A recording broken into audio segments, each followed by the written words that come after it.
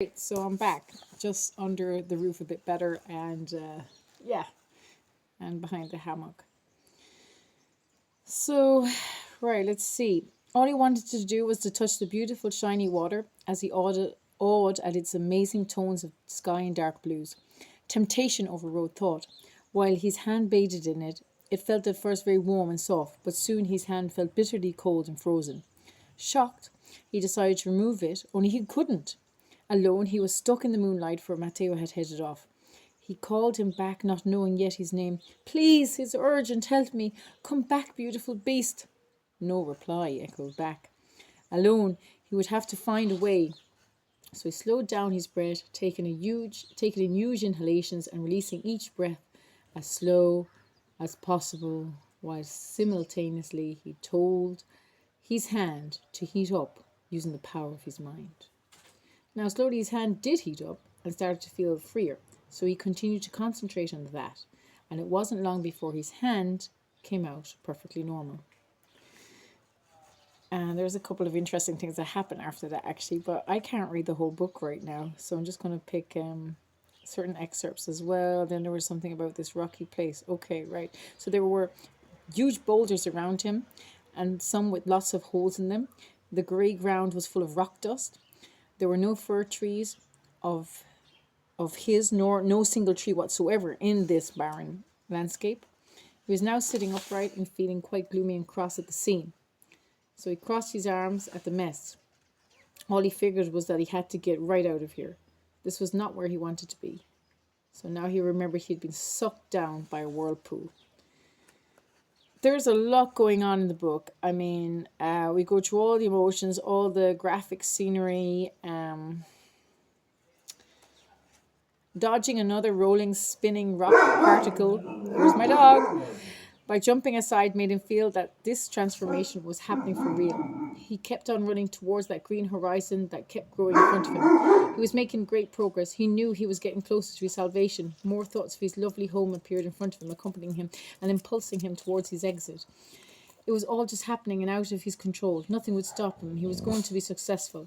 He could see the Weimarans running and playing with the kids. He could smell their fur, feel their wet saliva trickling down his hands, see their happy eyes beaming with love, trust, and respect, their silky grey skin shining in play.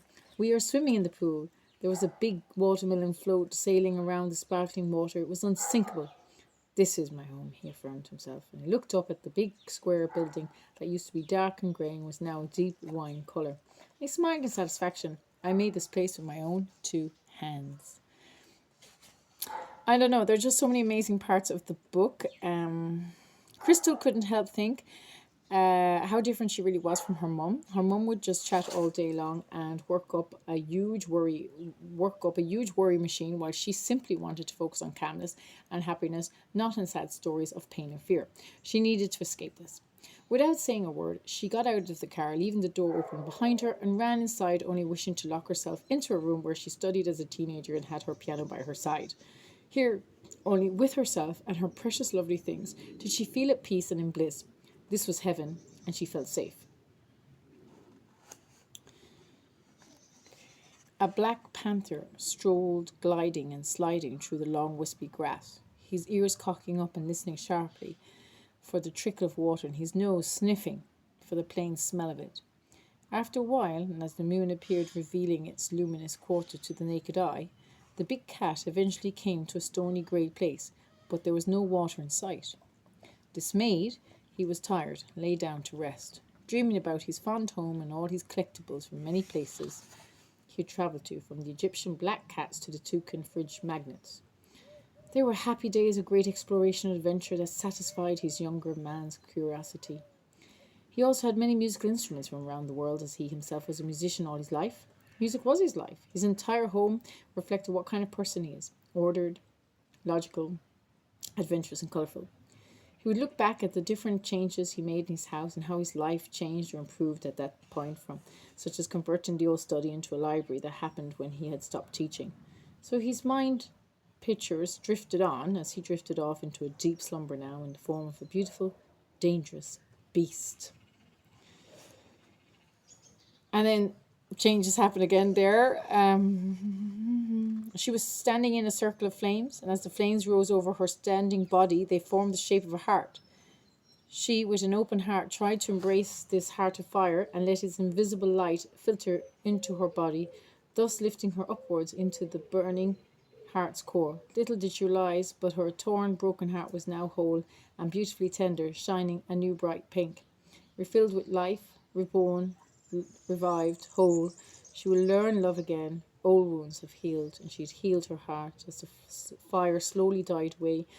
She was lowering to the ground, and a little blonde-haired dove came along to sit on its mammy's lap and tell her about his latest curiosity. Dove is the name of the kid, actually. And they both smiled and hugged, and deep love could be felt between them.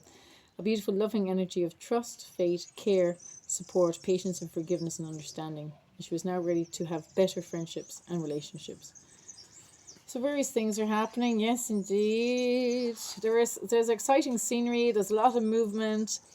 There's twists. There are twists here. There are things happening that you'd never expect to happen. The land of the lost is suddenly coming up here, and the lost tribe as well. A school bully, and it's also like about what happens with people and their career crises that they can have, or many career crises, right, that people can have, as what should we dedicate ourselves to, what is our purpose in life, and all of that. Where should we be? There are unicorns, there are mythological beasts as well, and the writing's beautiful. It's quick, sharp, descriptive, exact, emotional. We're stuck in this thick mist. We can't do anything. What's the point of this? Django was getting quite frustrated. And the cool thing is that all the characters end up in the same scenery at the end, towards the end of the novel. They all come together to actually help each other out and to get over their biggest fears and dilemmas. And it's amazing, like the conversations between them, who gets on with each other and who doesn't. Of course, all that happens. But in the end, something unites them all to join together, and I don't want to give it away, so gosh, I feel like reading this book all over again. So buy this as soon as you can. It's dirt cheap and it's just beautiful. Happy Sunday, happy reading.